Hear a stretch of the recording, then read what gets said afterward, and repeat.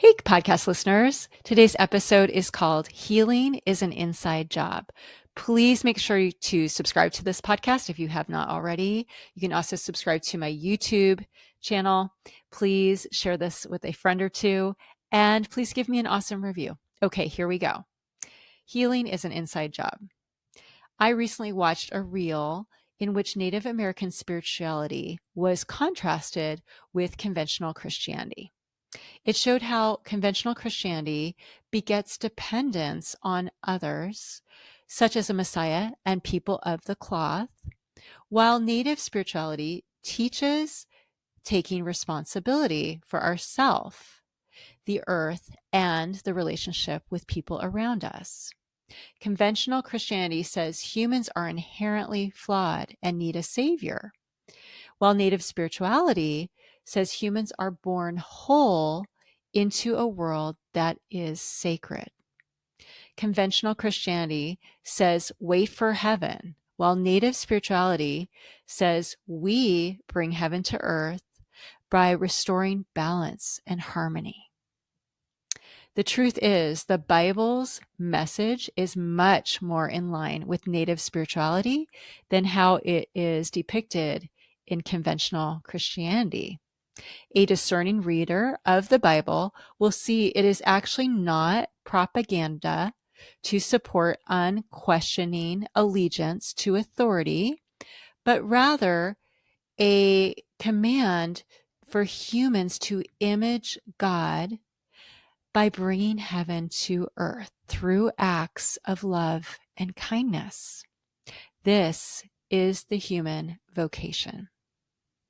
Unfortunately, conventional Christianity is not the only false philosophy in this regard.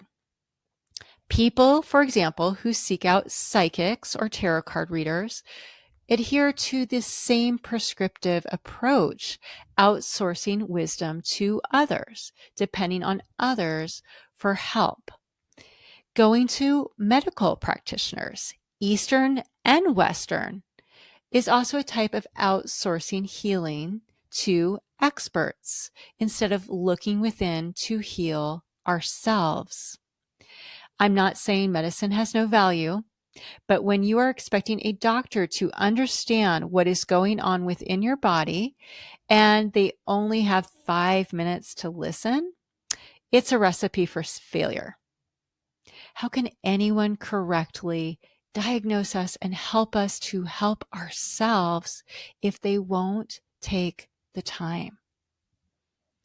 Even many therapists fall into this, dispensing advice and teaching skills to clients instead of getting to know them through listening and helping them know themselves and solve their own issues.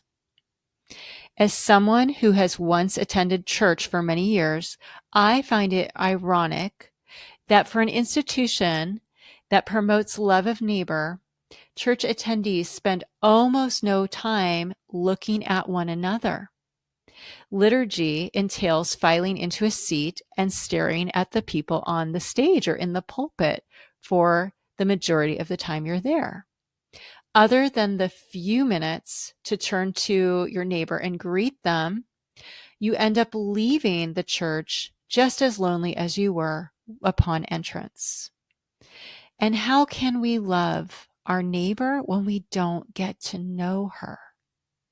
How can we get to know ourselves when we hear a sermon that is one size fits all, very prescriptive, and made to apply broadly to everyone in attendance?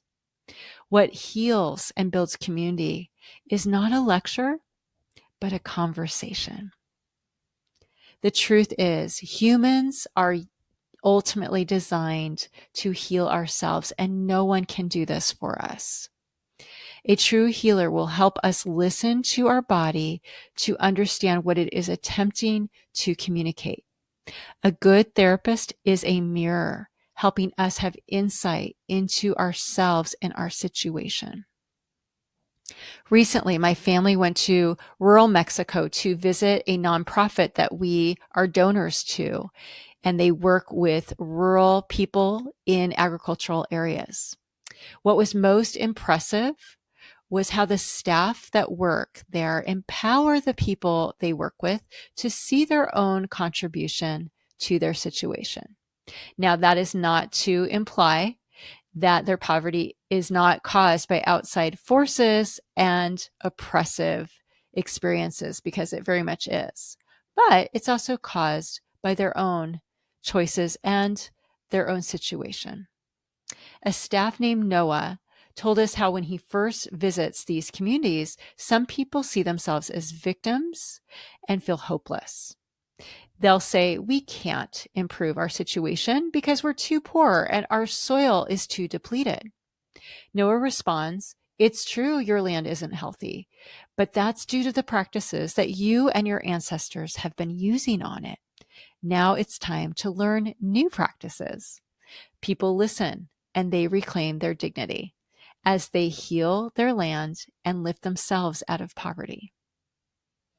In college, back in the early 90s, I had a friend named Tim who worked in the computer lab on campus. Yes, that's when people didn't own their own computers. He did not know much about computers as someone who worked in the lab, but apparently he didn't need to. He told me that he found the best approach to help someone who was stuck on the computer was to ask them, what did you do to get where you are now? And they'd respond with, oh, got it. And they would figure it all out on their own. No one rescues anyone else, but a true healer helps us rescue ourselves. Any philosophy that teaches otherwise just is not true. The band Switchfoot has a song titled The World You Want, whose lyrics embody this principle. It says, is this the world you want? Is this the world you want? You're making it.